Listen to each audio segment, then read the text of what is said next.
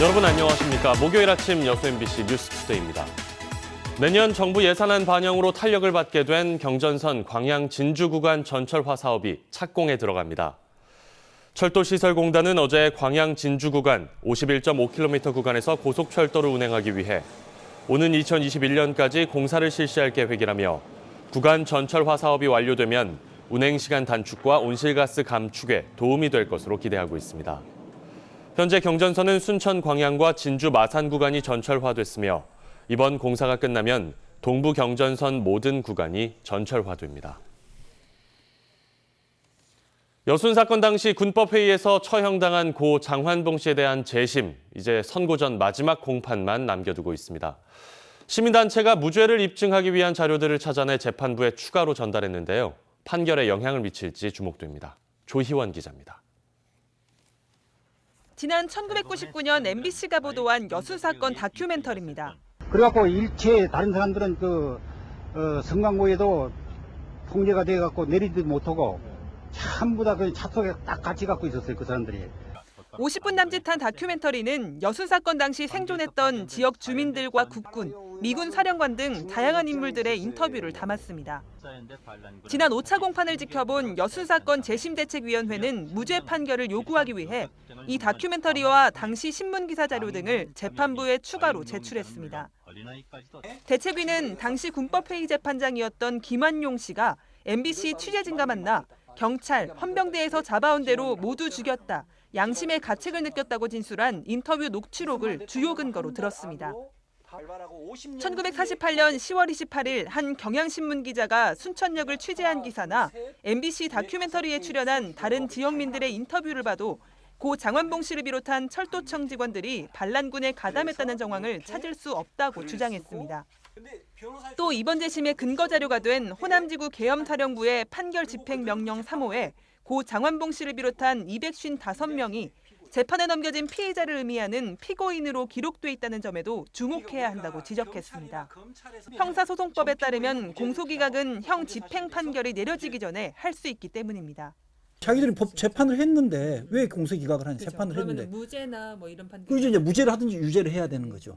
대책위는 이어 당시 희생자들 스스로도 재판정에서 무죄를 주장했다며 자료가 부족했던 제주 4.3 재심과는 다르다고 주장했습니다. 그러니까 거기는 수용인들의 증언만 있는 거지 실제 재판이 진짜 존재했는지를 알 수 있는 사료가 없다라는 거예요. 근데 우리는 1948년 자료들이 존재한다라는 거예요. 여순 사건 다음 재심 공판은 오는 23일 광주지법 순천지원에서 열립니다. MBC 뉴스 조희원입니다.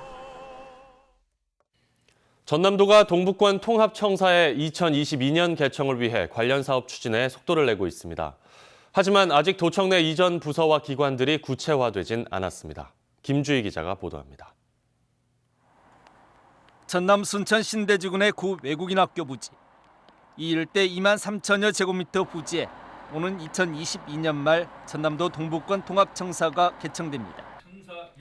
전남도는 지난 6월 최종 입지를 확정하고 기본계획 수립 용역을 마친 데 이어 행안부 지방재정투자심사까지 마무리하는 등 관련 행정 절차에도 속도를 내고 있습니다. 내년 본 예산에 설계비 18억 9천만 원의 반영도 요청했습니다.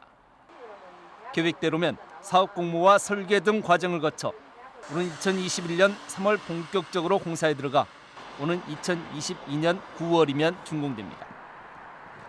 현재 통합청사 입주 기관은 동부지역본부 환경산림국과 동물위생시험소 동부지소, 한동안 입주 기준을 두고 논란이 됐던 전남신용보증재단도 포함됐습니다. 그 신용보증재단이 되는 출연기관들은 우리 관련 법에가 작년 6월 말경에 그 관련 법이 바뀌어서 가능한 규정이 있어서 그걸 지금 추진 중에 있고요. 하지만 아직 본청 내 어떤 부서가 이전해 올지 미지수입니다. 당초 동북군과 산업적 측면의 연관성이 큰 경제에너지국 이전이 언급되기도 했지만 반대 의견도 만만치 않은 것이 현실입니다. 그 용역 보고서에는 경제국이 거론이 됐었는데요. 저희 조직부서는 그 전혀 염두에 두지 않고 경제국은 한국을 이렇게 통으로 보내는 것은 또 서쪽에서 또 이렇게 불편 현상이 생길 수 있기 때문에 도 전체의 산업이라든지 행정의 수요를 전체적으로 검토해가지고 꼭 필요한 것을 조정한다. 지금 그렇게 조직 부서들이 위해서는 검토하고 있고. 전남 도정 운영의 새로운 핵심 축이 될 전남도 동북권 통합청사. 설립 취지에 맞게 도청 내 이전 부서와 입주 기관이 구체화될 수 있도록 이제 지역사회도 함께 고민해야 할 때입니다. MBC 뉴스 김주입니다. 광양시가 지역 대표 축제인 매화축제의 개최 시기를 정하고 본격적인 준비 작업에 들어갔습니다. 광양시는 최근 축제 추진위원회에서 내년 축제를 3월 6일부터 열흘 동안 매화마을 일원에서 개최하기로 하고 기본 계획을 논의했다고 밝혔습니다. 광양시는 또 공모를 추진했던 매화축제 슬로건과 포스터는 심사 결과 당선작을 내지 않기로 결정했습니다. 고흥 김해 초기 작황이 다소 부진한 것으로 나타났습니다. 고흥군에 따르면 생김 채취가 본격화하고 있는 가운데 지난달 27일 이후 현재까지 누적 위판량이 12,000여 톤으로 지난해 같은 기간의 66% 수준에 그치고 있습니다. 고흥군은 가을 태풍과 고수온의 영향으로 생김 채취 시기가 일주일가량이나 늦어지면서 누적 생산량 감소 현상을 보이고 있지만 이달 말 바다 평균 수온이 10도 이하로 내려가면 다소 회복세를 보일 것으로 전망하고 있습니다. 총선 예비 후보들과 출마 예정자들이 잇따라 유튜브 채널을 개설하고 있습니다. 인물과 정책을 알리는 도구로 활용하기 위해서인데요. 선거운동에서도 유튜브가 대세가 될지 주목됩니다. 이계상 기자입니다. 예비 후보 등록을 마치자마자 거리로 나선 후보들. 하루에 1,000명의 유권자와 악수한다는 목표로 주민들의 풍덩 뛰어들어서 주민들의 마음을 얻도록 하겠습니다. 하지만 쌀쌀해진 날씨에 거리에서 시민들을 만나는 게 쉽지 않습니다. 내가 어떤 사람인지, 왜 출마했는지, 어떤 비전을 갖고 있는지 악수와 명함 한 장으로는 제대로 알릴 방법도 없습니다. 명함을 통해서 이력을 아는 정도 수준이지 이 후보의 가치가 무엇이고 하고 싶어하는 일이 무엇이고 어떻게 살아왔는지를 구체적으로 눈빛을 맞출 수 없는 한계가 분명히 있는 것 같고요.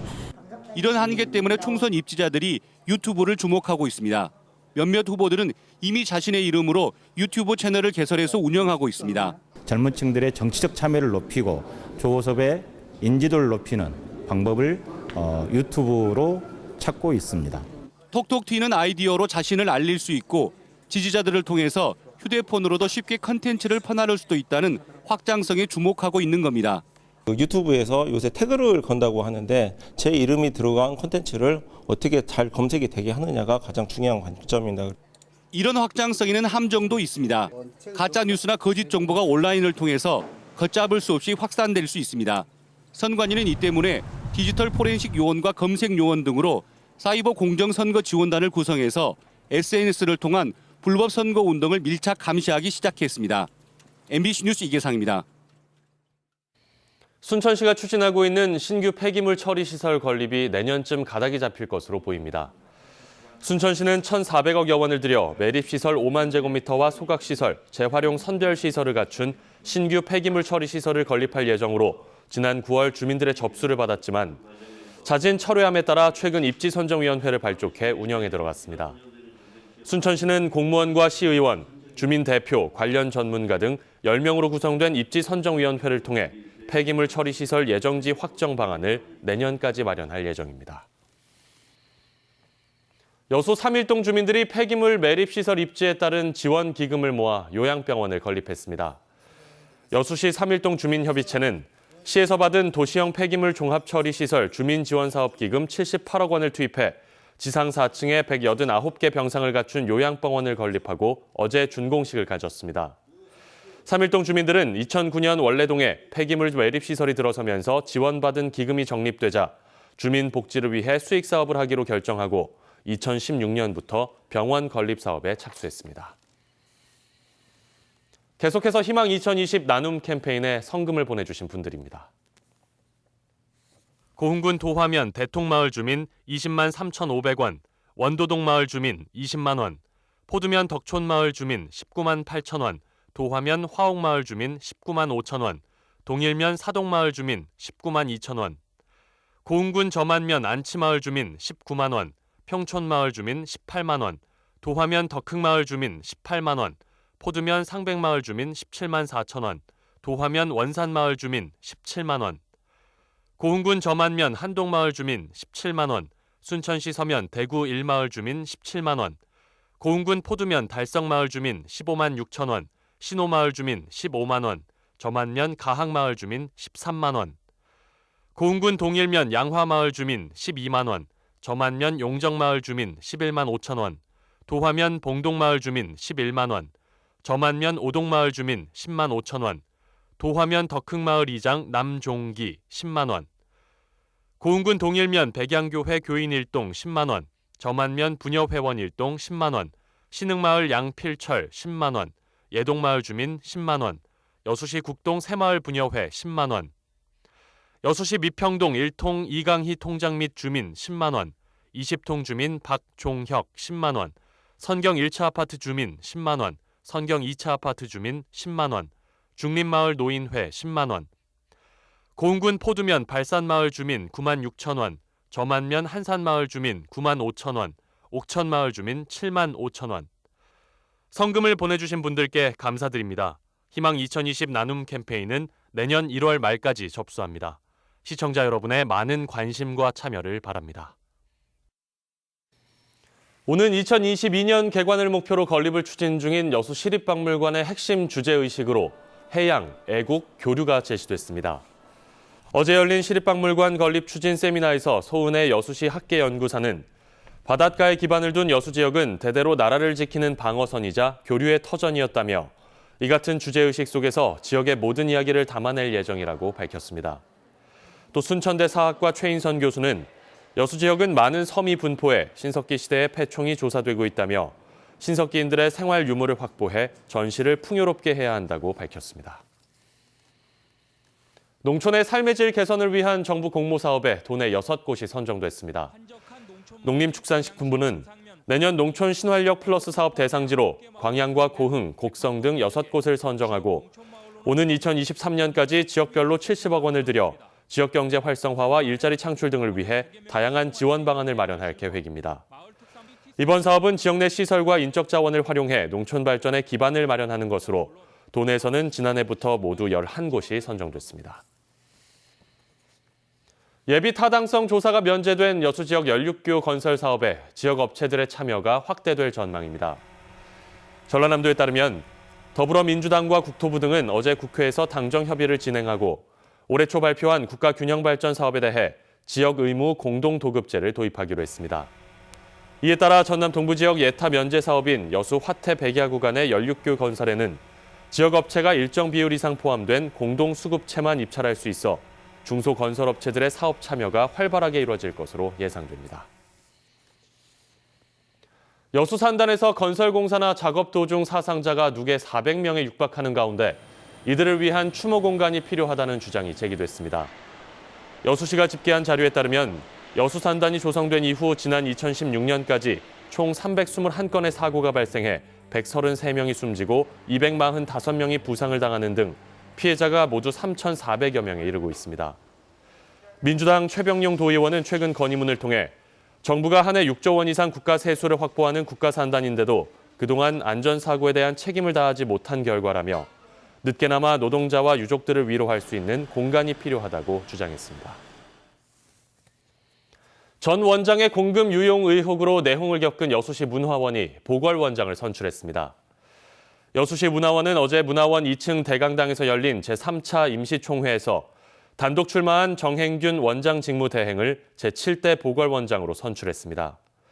이번에 선출된 보궐원장은 해임된 전 원장의 임기인 내년 9월 7일까지 활동할 예정입니다. 2019 국제축구연맹 20세 이하 월드컵 준우승의 주역인 미드필더 정호진이 전남 드래곤즈 유니폼을 입었습니다. 4.1도에 체감 온도는 영하 8도까지 내려가고 있는 상태인데요. 낮 동안 해가 비추더라도 기온이 크게 오르지 못해서 4도선에 머무는 등 온종일 쌀쌀할 거로 보입니다. 옷차림 더욱 든든하게 하셔야겠습니다. 이번 추위는 주말까지 쭉 이어지다가 다음 주에는 겨울치고 온화한 날씨가 찾아오겠습니다. 특히 성탄절 아침 서울의 기온은 1도까지 오르겠고요. 곳곳에서는 비도 예보돼 있는데 눈은 강원 산간 쪽에만 내릴 걸로 예보됐습니다. 지금 전국의 하늘 맑게 드러난 가운데 가시거리도 길게 트여 있는데요. 늦은 밤부터는 북서쪽에서 약한 기압골이 다가오겠습니다. 이 영향으로 내일 아침까지 서쪽을 중심으로 비나 눈이 살짝 내리겠고 수도권에는 밤사이 눈이 살짝 날리기만 하겠습니다. 날씨였습니다.